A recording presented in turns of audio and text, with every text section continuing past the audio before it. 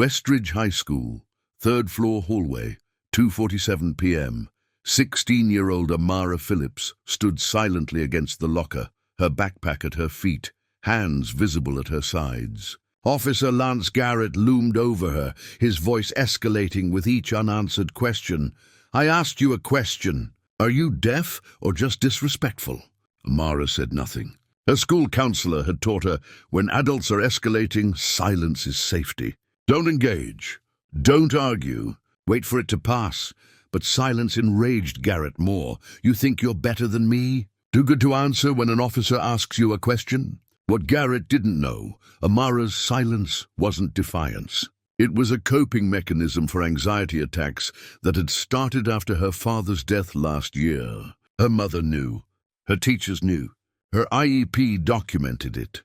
What Garrett also didn't know, the polished, quiet teenager he was berating was the daughter of Judge Helena Phillips, one of the most respected federal judges in the Eastern District. A woman who just finished presiding over a police misconduct case that morning. Amara's phone was in her pocket.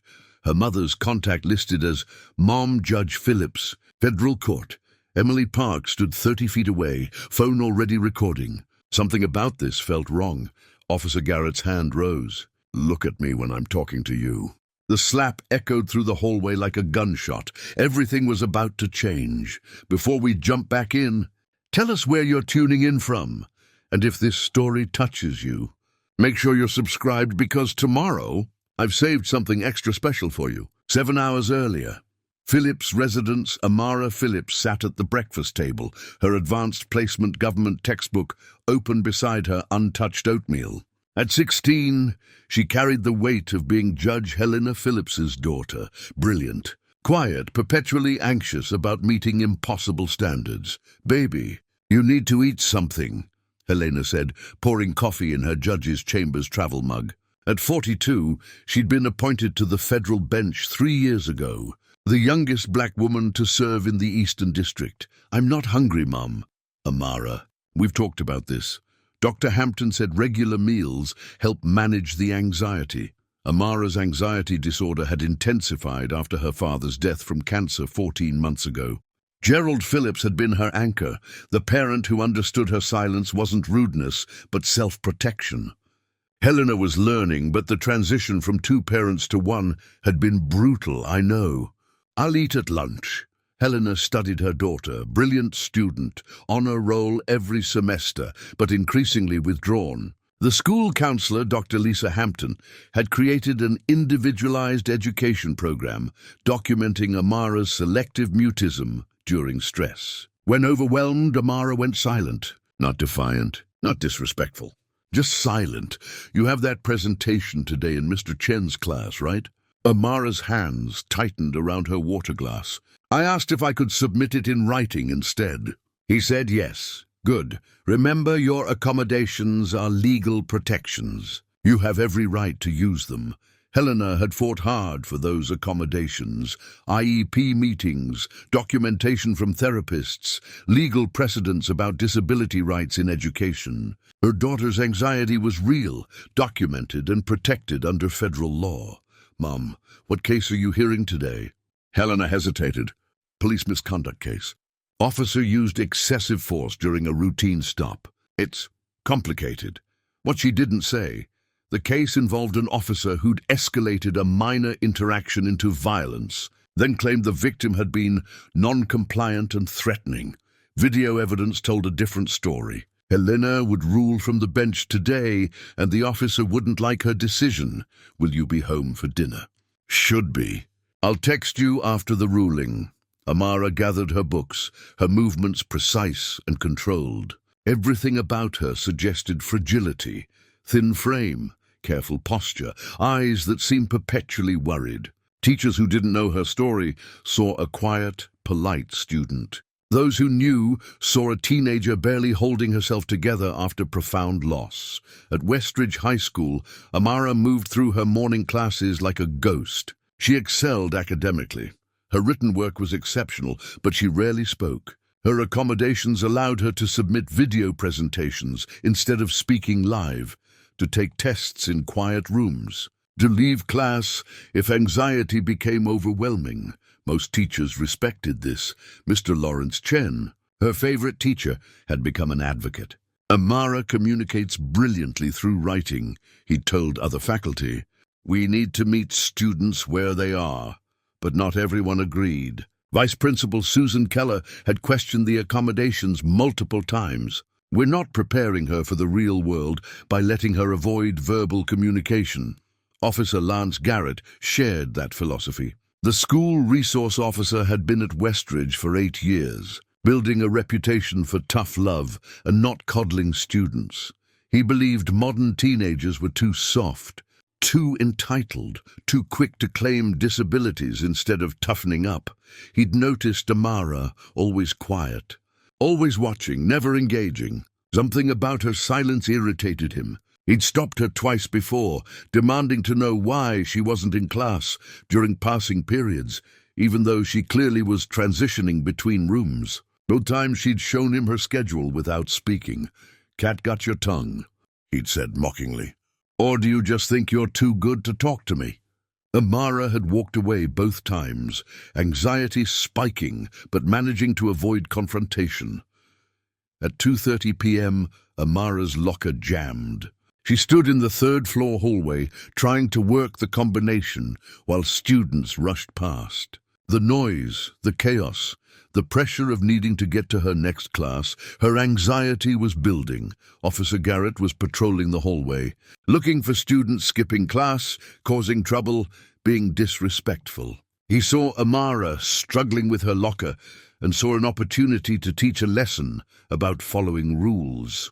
Being efficient, not wasting time, he approached with authority, ready to move her along.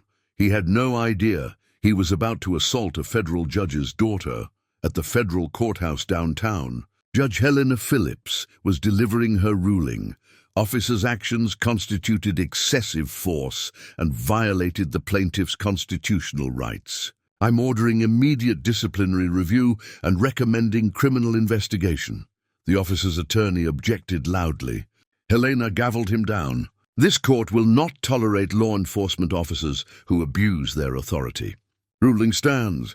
She had no idea that in 17 minutes, another officer would do exactly what she'd just condemned: escalate unnecessarily, use force without justification, and target someone who couldn't defend themselves. Her daughter. Officer Lance Garrett approached Amara with the swagger of someone who believed his badge meant unquestioned authority. At 47, he'd spent 8 years as Westridge High's resource officer after 20 years in patrol. He'd grown tired of kids these days, their phones, their attitudes, their constant claims of anxiety and depression. "Why are you standing here?" "Class started 3 minutes ago." Amara glanced at him briefly, then returned to her locker combination. Her hands were shaking. The locker wouldn't open. The noise in the hallway was overwhelming. Her anxiety was spiking. "Stay calm, breathe, don't engage. I asked you a question." Garrett's voice grew sharper. "You deaf?"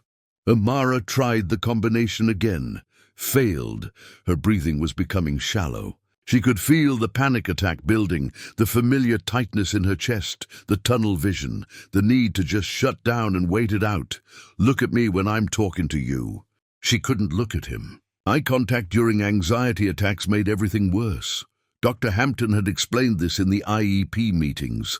Amara's selective mutism was a trauma response, not defiance, but Garrett didn't know about the IEP, or didn't care. "You think you're special? Think you can just ignore an officer?" Emily Park was walking to her AP chemistry class when she noticed the confrontation. Something felt wrong about the scene. The officer's aggressive stance, the girl's obvious distress, the way other students were giving them wide berth. Emily pulled out her phone and started recording. She'd seen too many videos of authority figures abusing power. If something happened, there needed to be evidence. Garrett grabbed Amara's shoulder, spinning her around. "When an officer gives you an instruction, you follow it.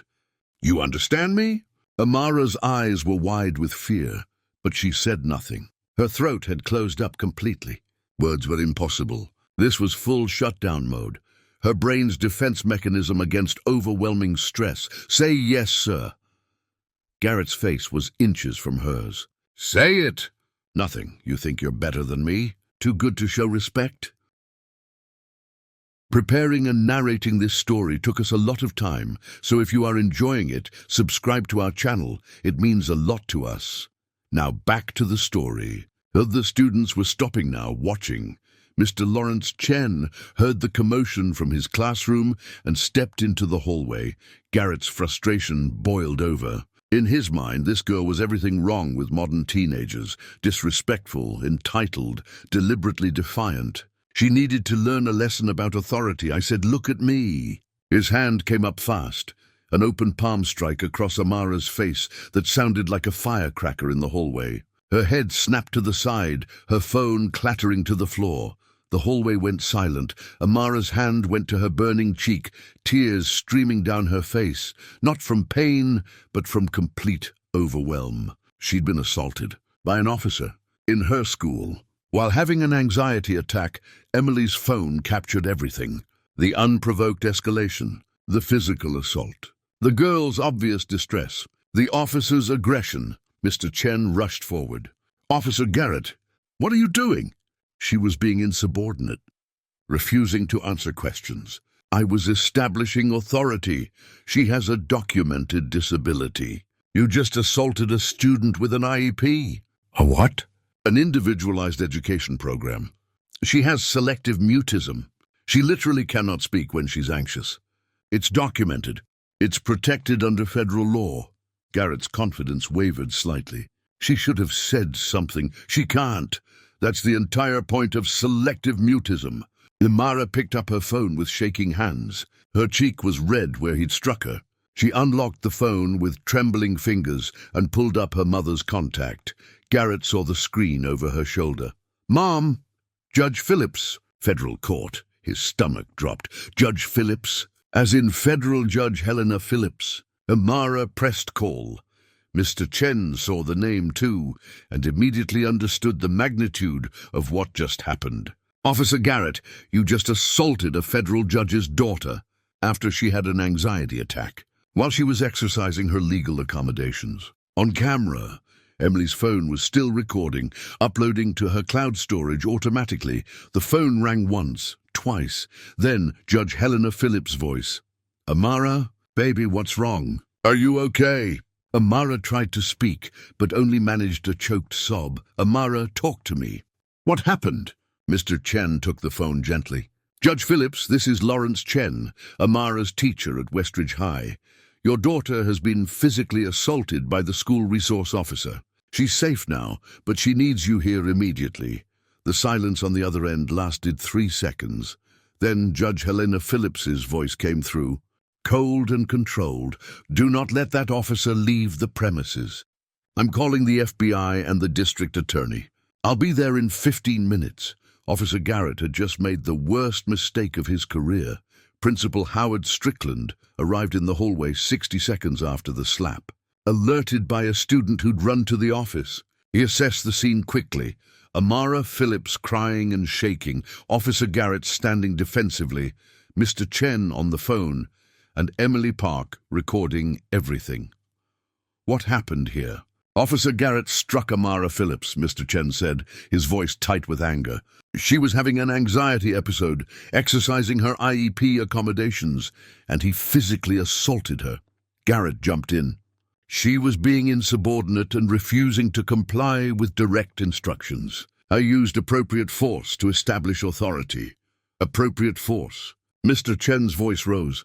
"She's 16 years old, has documented selective mutism, and you slapped her for not speaking." "I didn't know about any disability." "That's not an excuse. Her IEP is on file. You're supposed to be trained in disability accommodations." Strickland held up his hands. "Everyone calm down. Officer Garrett, step into my office." "Amara, let's get you to the nurse." "No." Mr. Chen's voice was firm. "Judge Phillips is on her way. She said not to let Officer Garrett leave, and that she's calling the FBI." Strickland went pale. "Judge Phillips? As in Helena Phillips?" "Her mother.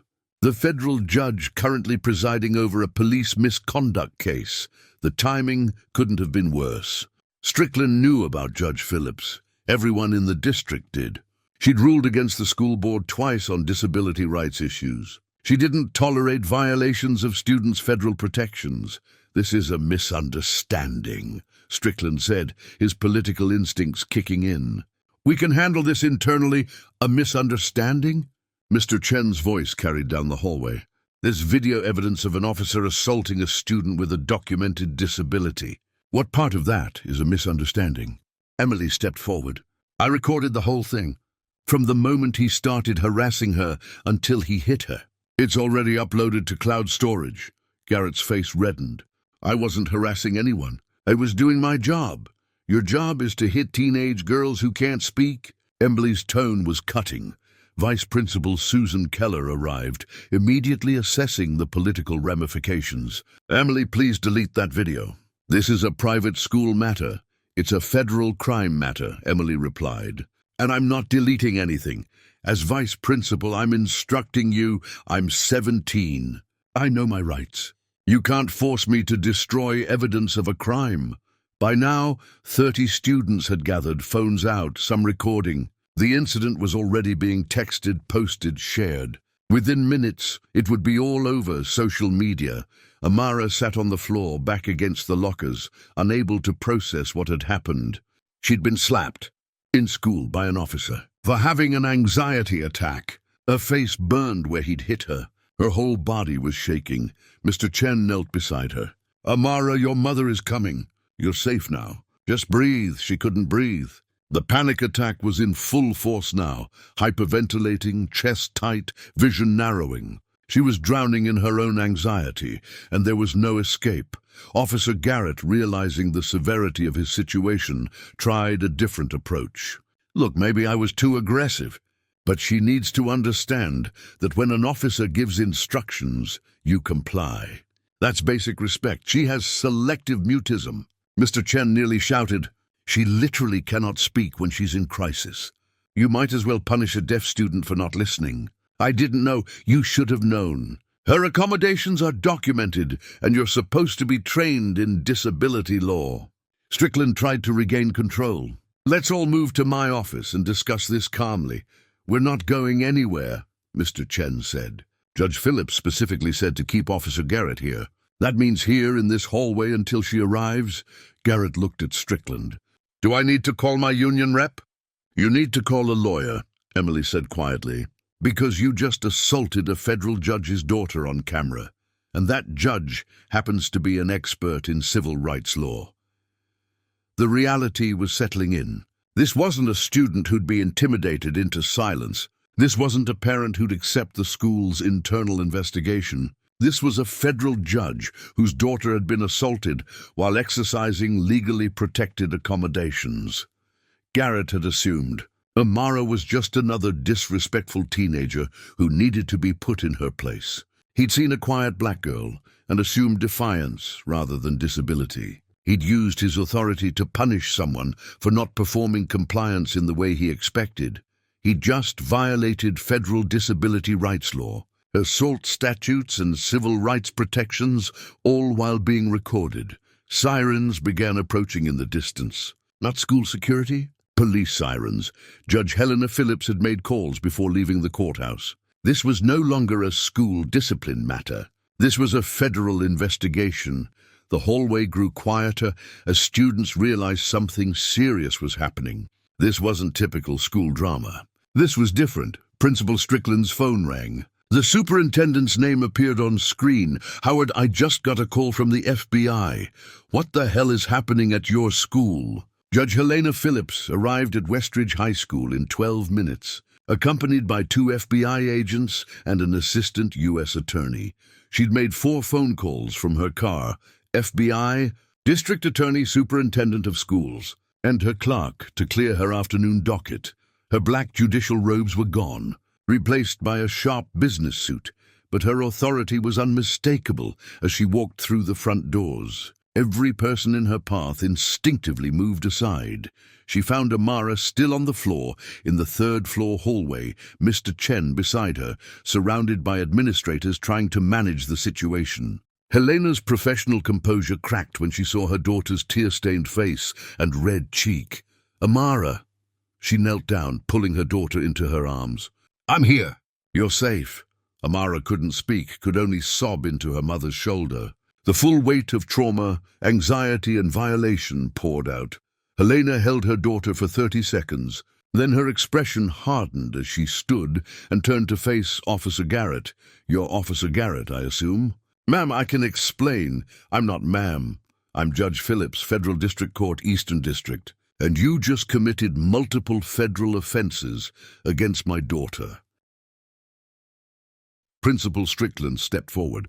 Judge Phillips, I'm sure we can resolve this internally. Helena's gaze could have cut steel. Principal Strickland, an officer employed by your school, just physically assaulted a disabled student who was exercising her federally protected accommodations. There is no internal resolution. This is a federal matter now. FBI agent Michael Torres stepped forward. Officer Garrett, I need you to stay exactly where you are. We have questions. Garrett looked at Strickland desperately. I was doing my job. She was being non-compliant. She has selective mutism, Helena interrupted, her voice cold and precise. It's documented in her IEP, which is on file with this school and protected under the Americans with Disabilities Act and Section 504. She was exercising her legal right to accommodate her disability. You responded by escalating and then physically assaulting her. I didn't know about her disability. Ignorance of the law is not a defense, officer, especially when that information is documented and available. Helena turned to Agent Torres. I want a full investigation into how this officer was trained, whether he's done this before, and why the school employed someone who doesn't understand basic disability rights law. Assistant U.S. Attorney Patricia Moore stepped forward with a tablet. We've already received the video from Emily Park. Officer Garrett, the footage shows you escalating a situation with a distressed minor, ignoring obvious signs of anxiety and then striking her when she couldn't respond verbally. That's assault and battery, violation of civil rights under color of authority, and potentially child abuse. Garrett's face went white. Child abuse? She's 16. She's a minor, Moore said flatly. And you struck her while acting as a school authority figure. That meets the legal definition. Vice Principal Keller tried to intervene. Judge Phillips, Officer Garrett has been with us for 8 years. This is completely out of character. Is it? Helena's question hung in the air. Agent Torres, I want a full review of every incident involving Officer Garrett and students over his entire tenure here. I want to know if there's a pattern. Strickland's phone rang again. He stepped away to answer, his face growing paler with each word. Mr. Chen handed Helena a folder. This is Amara's IEP documentation, signed by every administrator and given to all relevant staff, including school security. Officer Garrett had access to this information. He chose not to read it or chose to ignore it. Helena flipped through the pages, her legal mind cataloging every violation. Section 504, Accommodation Plan, clearly stating selective mutism as a documented condition. Behavior Intervention Plan, explaining that silence during stress is not defiance. Training requirements for all staff interacting with Amara. She looked at Garrett. You had all the information you needed to avoid this. You chose to ignore it because you assumed defiance instead of disability. That assumption led you to assault a child. Judge Phillips, Garrett's voice was shaking now. I made a mistake. I'm sorry. Can't we just... No, we can't just anything. You violated federal law. You assaulted my daughter. And I'm going to ensure you face every consequence available under law. Agent Torres moved closer to Garrett. Officer, you're not under arrest yet, but I need you to come with us for questioning. You have the right to remain silent. Wait, you're reading me my rights? Yes, because based on the video evidence and witness testimony, the U.S. Attorney's Office will likely be filing federal charges for deprivation of rights under color of law, assault, and violation of the Americans with Disabilities Act. The hallway was completely silent, except for Amara's quiet crying. Helena knelt beside her daughter again. Baby, I need to take care of some things. Can Mr. Chen stay with you? Amara nodded, still unable to speak. Helena stood, her expression transforming from concerned mother to federal judge executing authority. Principal Strickland, Vice Principal Keller. We need to discuss how a school resource officer could be employed for 8 years without proper training in disability accommodations. Strickland's phone rang again. This time he answered on speaker, and the superintendent's voice filled the hallway. Howard, the school board is calling an emergency meeting. Judge Phillips has filed a formal complaint with the Department of Education. We're looking at a federal investigation into our entire disability accommodations program.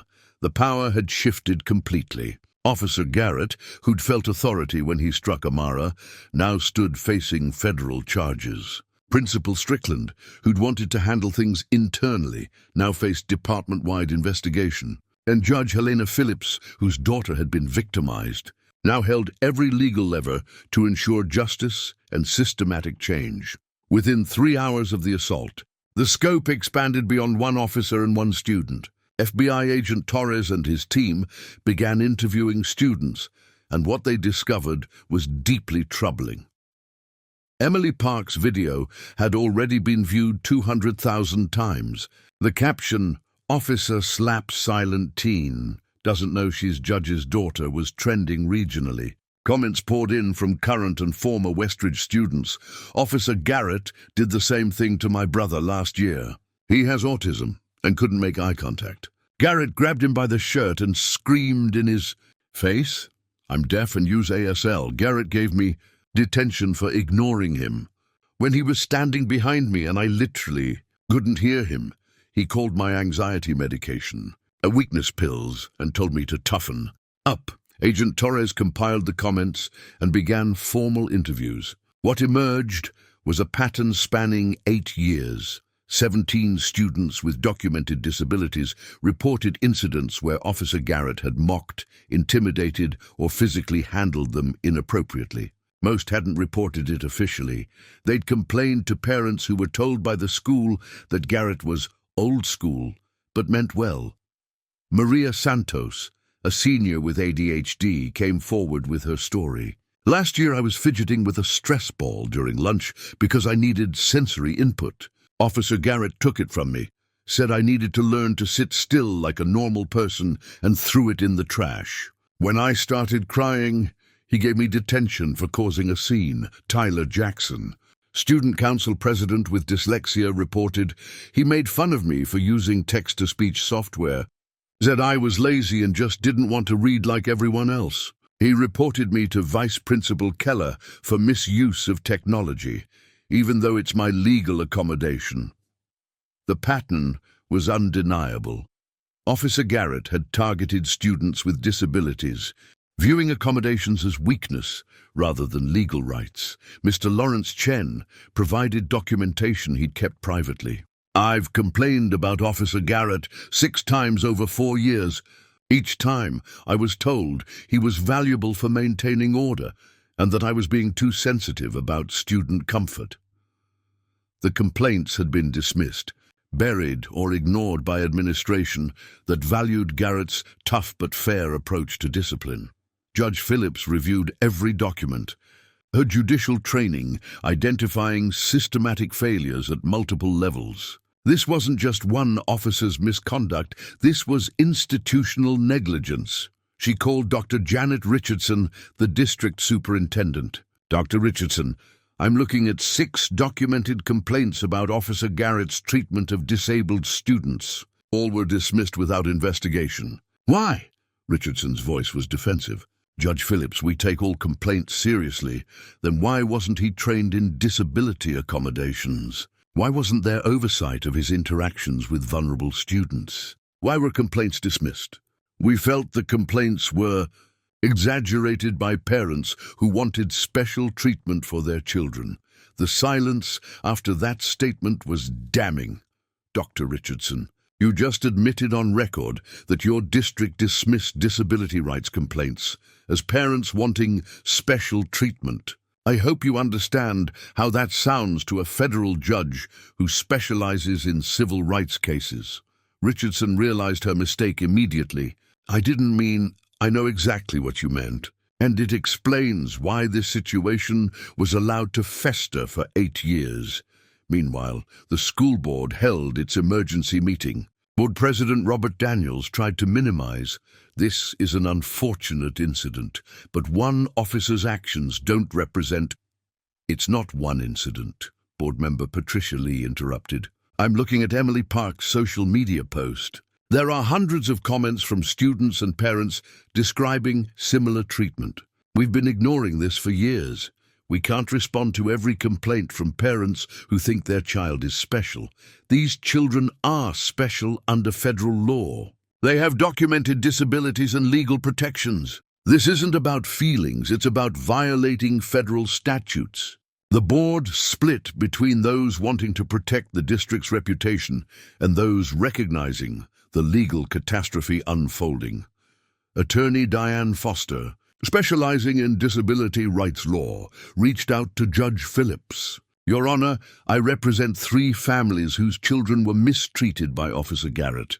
With your permission, I'd like to file a class action lawsuit against the school district for systematic violation of disability rights.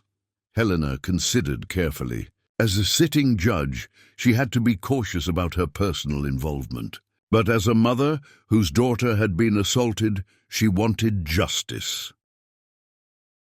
Ms. Foster, I can't be directly involved while serving on the bench, but I can provide you with every document, every complaint, every piece of evidence that shows this district's systematic failures. And I can ensure the federal investigation is thorough and uncompromising.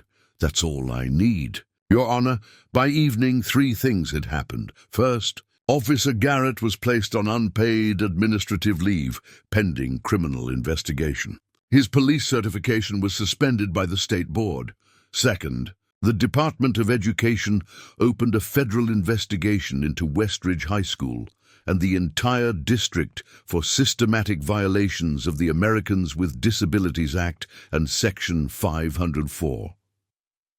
Third, 17 families retained attorneys to file civil rights complaints, with more expected to come forward, but the resistance was mobilizing too. The police union issued a statement defending Garrett. Officer Garrett served honorably for 28 years in law enforcement. One incident with a non-compliant student shouldn't destroy his career. We stand with our brother in blue.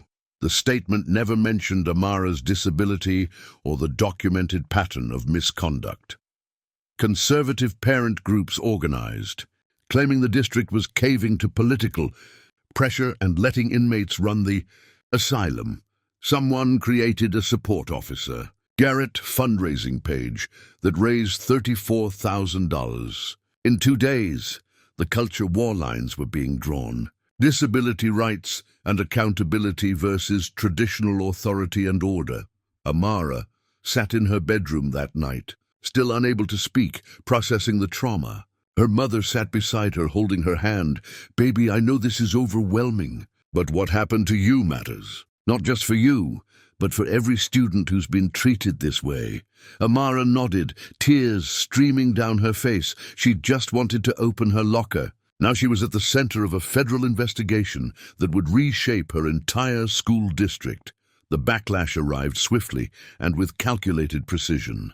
Within 48 hours, Officer Garrett's defense had organized a comprehensive counterattack designed to reframe the narrative and protect traditional school discipline structures.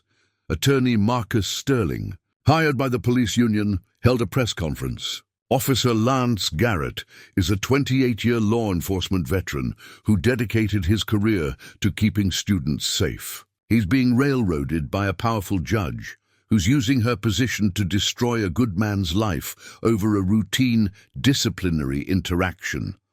Sterling never mentioned Amara's disability, the IEP documentation, or the video evidence. He focused entirely on judicial overreach and abuse of power.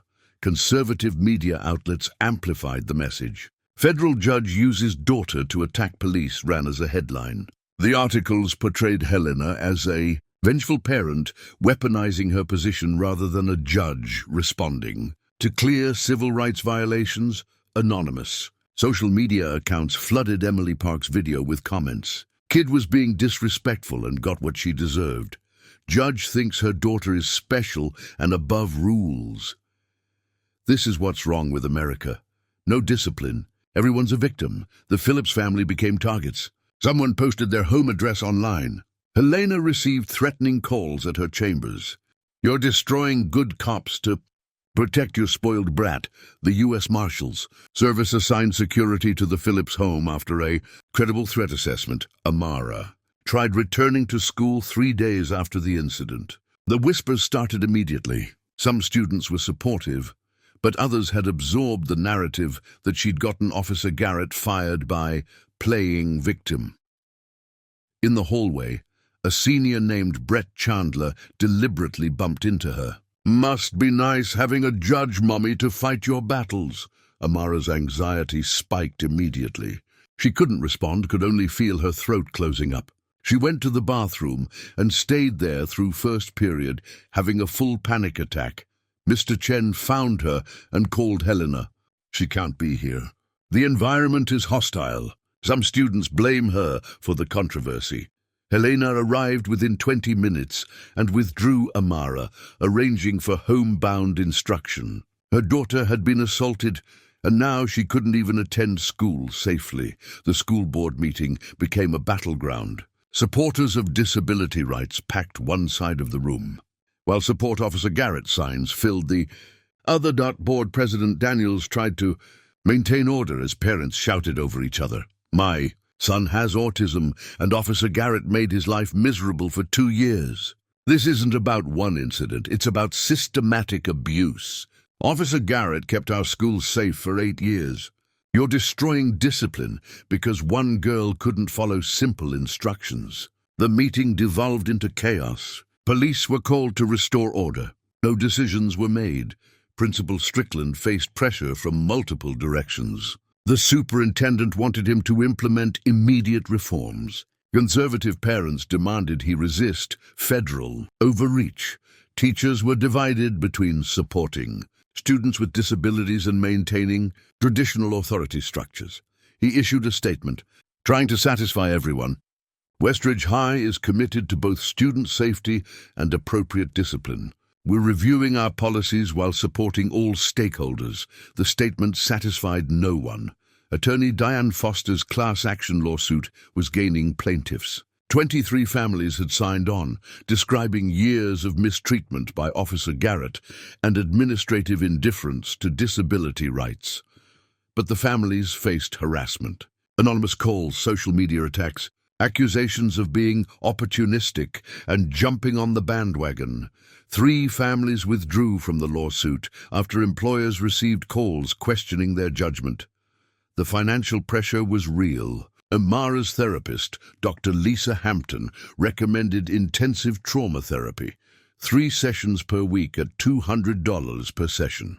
Insurance covered some, but Helena faced mounting costs while also preparing for what would likely become a protracted legal battle. Judge Phillips faced her own professional challenges. A complaint was filed with the Judicial Ethics Committee, claiming she was using her position for personal vendettas. The complaint was baseless. She'd properly recused herself from any direct legal proceedings involving Garrett, but it required a formal response and investigation. One evening, Helena found Amara in her room, looking at colleges online. "Baby, what are you doing?" "Looking at boarding schools. Maybe if I leave, all this will stop." Helena's heart broke. "This isn't your fault.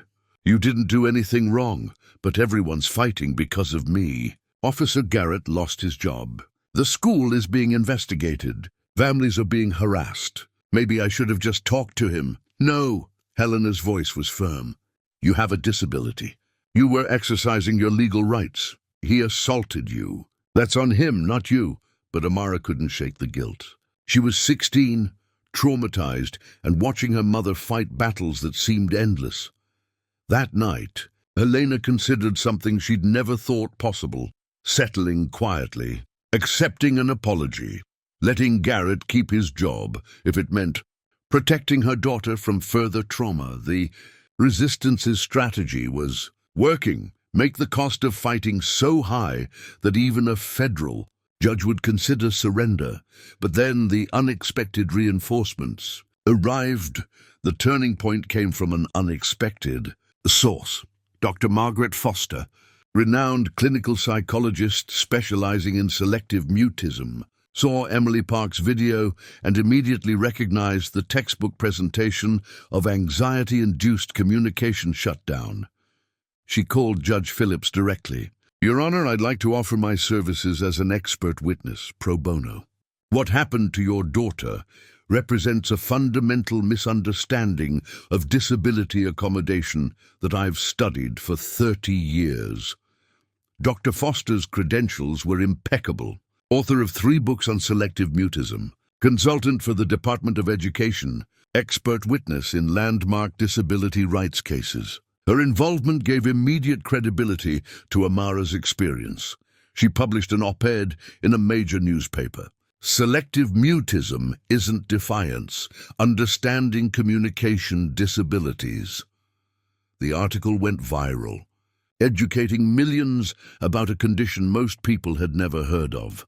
When someone with selective mutism experiences anxiety, their vocal cords literally seize. It's not a choice. Punishing them for not speaking is like punishing someone in a wheelchair for not standing up. It's not just cruel, it's illegal discrimination. The article reframed the entire narrative. Suddenly, the public conversation shifted from disrespectful teen to disabled student whose rights were violated. The National Disability Rights Network mobilized. Executive Director Patricia Moore announced, "We're investigating similar cases nationwide." Officer Garrett's actions represent a broader pattern of law enforcement misunderstanding disability accommodations. This stops now. 15 other families from different school districts came forward with similar stories of resource officers punishing children for disability-related behaviors. A pattern emerged. Officers trained in law enforcement but not in education, placed in schools without adequate disability awareness training, treating accommodations as loopholes rather than legal rights.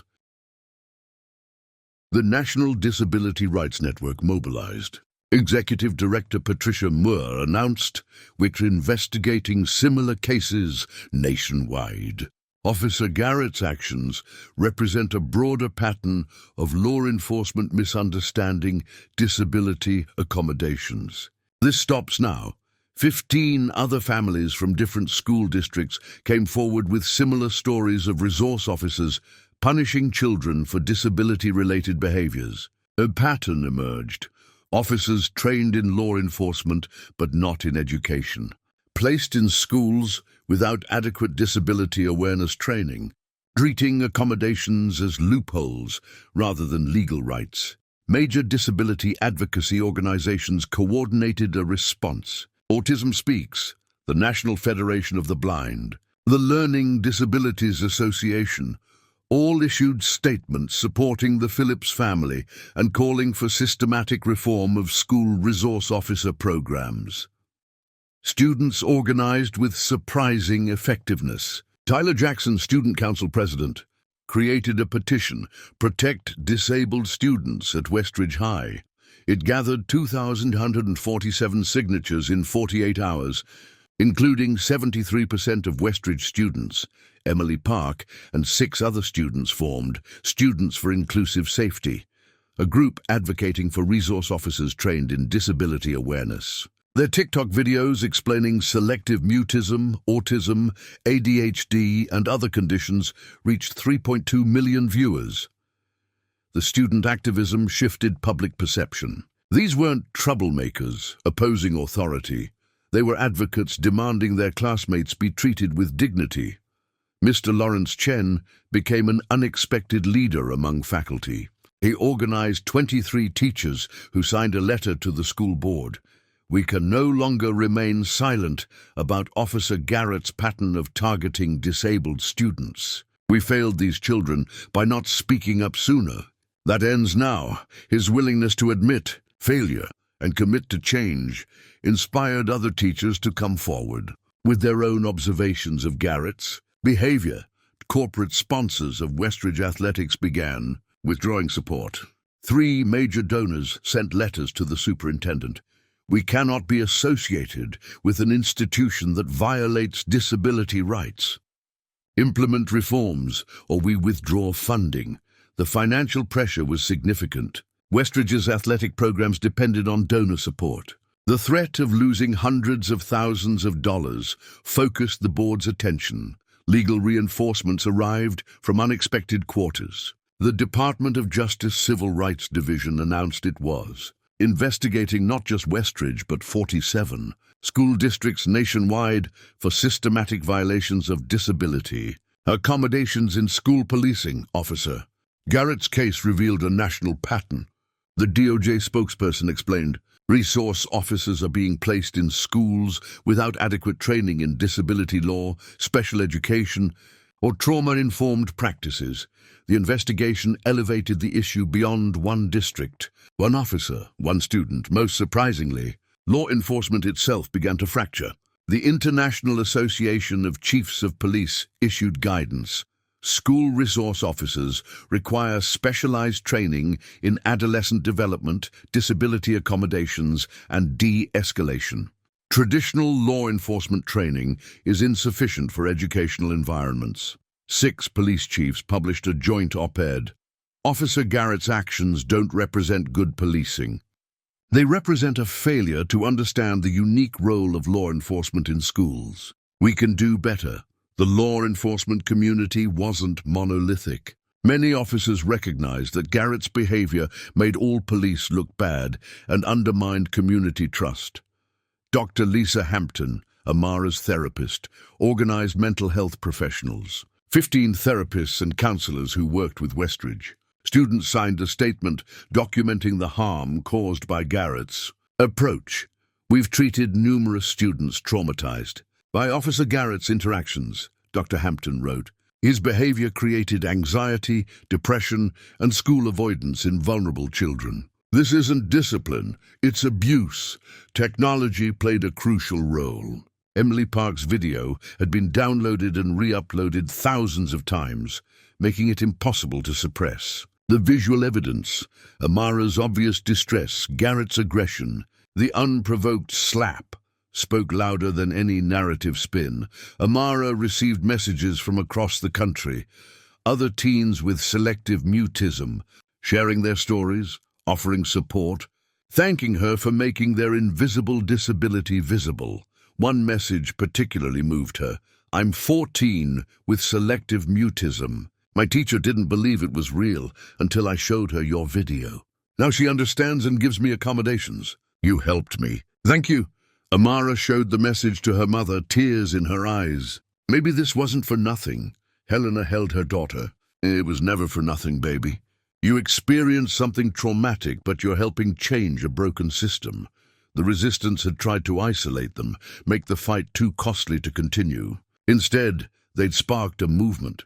By the end of week 2, the landscape had completely shifted. Officer Garrett faced federal charges, the school district faced DOJ investigation, and a national conversation about disability rights in schools had begun. The reinforcements hadn't just arrived, they'd transformed a personal tragedy into systematic reform. The federal courthouse in downtown Fairmont was packed for the preliminary hearing on criminal charges against Officer Lance Garrett. Judge Walter Morrison presided. Helena had recused herself, but her presence in the gallery sent a clear message. Assistant U.S. Attorney Patricia Moore presented the government's case with clinical precision. The United States will prove that Officer Lance Garrett, while acting under color of law, willfully deprived Amara Phillips of her constitutional rights by assaulting her for exercising legally protected disability accommodations. She displayed Emily Park's video on courtroom screens. Every angle, every moment, from escalation to assault. The visual evidence was damning. You'll see Officer Garrett approach a visibly distressed student. You'll see him escalate verbally when she doesn't respond. You'll see him ignore obvious signs of anxiety. And you'll see him strike her, a 16-year-old disabled student, for not speaking when she was literally incapable of speech. Garrett's attorney, Marcus Sterling, tried damage control. Your Honor, Officer Garrett made a mistake in judgment, but there was no criminal intent. He didn't know about the student's disability. Judge Morrison interrupted. Counselor, the IEP was on file and available to Officer Garrett. Are you arguing ignorance of readily accessible information is a defense? Your Honor, with hundreds of students expecting an officer to memorize every accommodation, we're not talking about memorization. We're talking about basic disability awareness and de-escalation. The video shows sustained escalation of a situation with a distressed minor. Even without knowing the specific disability, a trained officer should have de-escalated rather than escalated. Moore continued. The government will also present evidence of a pattern. 17 students with documented disabilities experienced similar treatment from Officer Garrett. This wasn't a one-time mistake, it was systematic discrimination. She called Dr. Margaret Foster as expert witness. Dr. Foster explained selective mutism with clarity that made it comprehensible to everyone in the courtroom. Selective mutism is not a choice.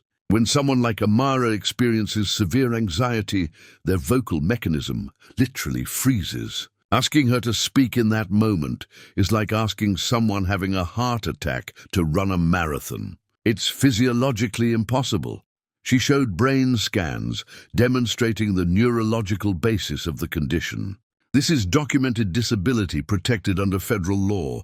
Officer Garrett's response was equivalent to punishing a blind student for not reading standard print, or a deaf student for not hearing verbal instructions. The testimony was devastating. Even skeptical observers began to understand that this wasn't about disrespect, it was about disability. Mr. Lawrence Chen testified about his complaints to administration. I reported Officer Garrett's treatment of disabled students 6 times. Each time I was told I was being too sensitive. The administration chose to protect an officer over vulnerable students. Principal Howard Strickland was called to the stand. Under oath, he admitted, we valued Officer Garrett's ability to maintain order. We didn't adequately investigate complaints about his treatment of special education students. Why not? Judge Morrison asked, honestly, Your Honor, we thought parents were being overprotective. We didn't take disability accommodations as seriously as we should have. The admission was damning. Systematic institutional failure, documented and admitted. Vice Principal Susan Keller's testimony was worse. When asked why she'd dismissed complaints, she said, I felt some accommodations were excessive. Students need to learn to function in the real world. Are you aware that disability accommodations are federal law, not optional courtesies? Moore asked. I am now. The school board held a public meeting simultaneously, broadcast live. Board President Daniels faced a room filled with angry parents, students, and disability advocates. Tyler Jackson spoke for the students. Officer Garrett made disabled students feel unsafe in our school. The administration ignored our complaints. You failed us. The question is, will you fail us again by not implementing real change? The board voted on comprehensive reforms. Mandatory disability awareness training for all staff, 8-1 approval. Removal of Officer Garrett, 7-2 approval. Creation of Student Advocacy Office, 9-0 approval. Regular. Disability accommodation audits, 8-1 approval. Hiring of disability rights coordinator, 7-2 approval. The reforms passed, but the split votes showed continued resistance. Outside the courthouse, Officer Garrett made a statement. His attorney had advised against it, but Garrett insisted. I want to apologize to Amara Phillips and her family. I was wrong. I acted out of ignorance and arrogance. I thought I knew better than doctors, therapists, and disability experts. I didn't. I hurt a child who was already struggling, and I have to live with that. He paused, emotional. I'm pleading guilty to all charges. I won't fight this. What I did was wrong, and I deserve consequences. The plea surprised everyone, including his attorney. Helena watched from the courthouse steps, Amara beside her. What do you think, baby? Amara, who'd been silent for weeks except in therapy, spoke quietly. I think he finally understood. Her voice was small but clear. The first words she'd spoken publicly since the assault, Judge Morrison accepted Garrett's guilty plea. 6 months in jail, 3 years probation, permanent loss of law enforcement certification, and mandatory community service teaching disability awareness.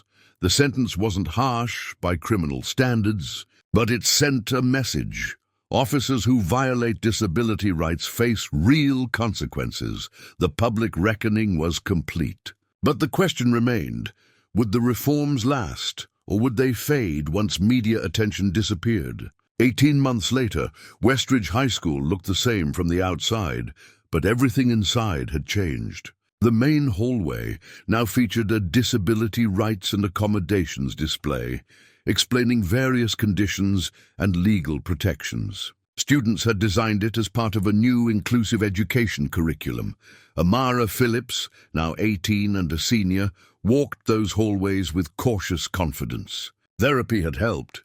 16 months of intensive work with Dr. Lisa Hampton, learning coping strategies, processing trauma, rebuilding sense of safety. She still experienced selective mutism during high-stress situations, but the school now understood. Teachers gave her advance notice of presentations, allowed alternative communication methods, and created low-pressure environments. The accommodations weren't special treatment, they were equal access. The new school resource officer, Officer Maria Gonzalez, had a master's degree in special education and 8 years' experience working with disabled youth before entering law enforcement. Her approach was radically different from Garrett's. My job isn't to discipline, Officer Gonzalez told students. It's to keep everyone safe, including students who need accommodations. If you're struggling, I want to help, not punish. She'd intervened in 3 situations similar to what Amara had experienced. Students having anxiety attacks, autistic students overwhelmed by sensory input, students with ADHD unable to sit still. Each time she'd de-escalated, provided support, and connected students with resources. Principal Strickland had retired, replaced by Dr. Linda Morrison, former special education administrator with 20 years' experience. Her first action was implementing systematic disability rights training for all staff, not just teachers, but custodians, cafeteria workers, administrators, security. Everyone who interacts with students needs to understand disability accommodations, Dr. Morrison explained. Disability doesn't just exist in classrooms. The Student Advocacy Office, led by Disability Rights Coordinator Sarah Chen, handled 127 cases in its first year, students needing accommodations, facing discrimination or requiring support navigating educational systems.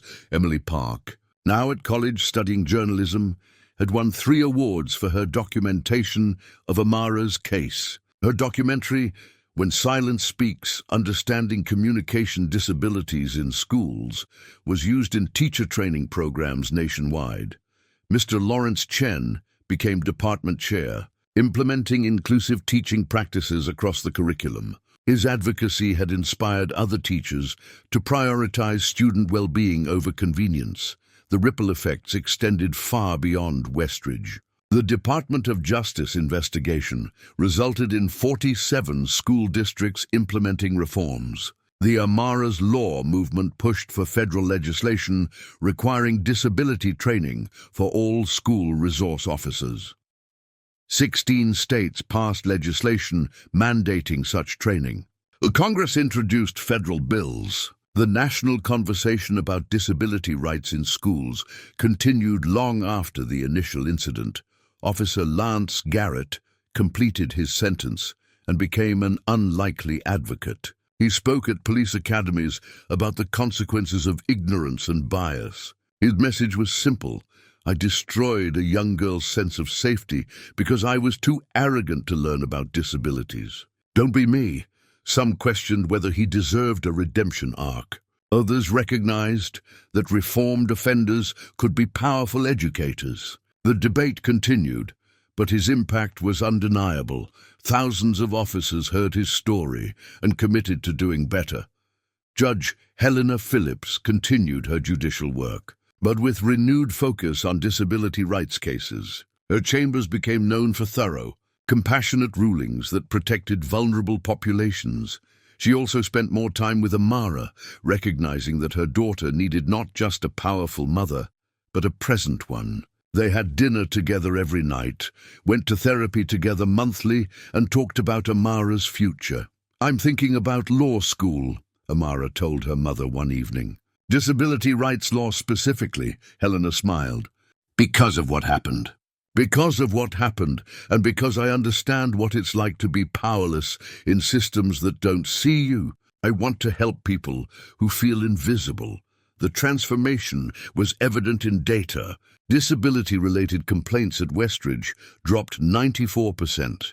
Student surveys showed 87% felt safe reporting concerns. Special education enrollment increased as families who'd avoided the district began returning, but numbers didn't capture the real change. The culture shift from viewing accommodations as burdens to recognizing them as justice. From treating disabled students as problems to supporting them as valued community members. Dr. Margaret Foster's research on the Westridge model was published in major journals. Her findings, comprehensive disability training, student advocacy structures, and accountability mechanisms created safer, more inclusive schools. 43 districts adopted the model. Early results showed similar improvements. On Amara's 18th birthday, she gave a speech at a disability rights conference. Her voice was quiet but steady. 18 months ago, I was slapped for having a disability I couldn't control. Today, I'm speaking to advocate for others who can't. That's not because I'm special.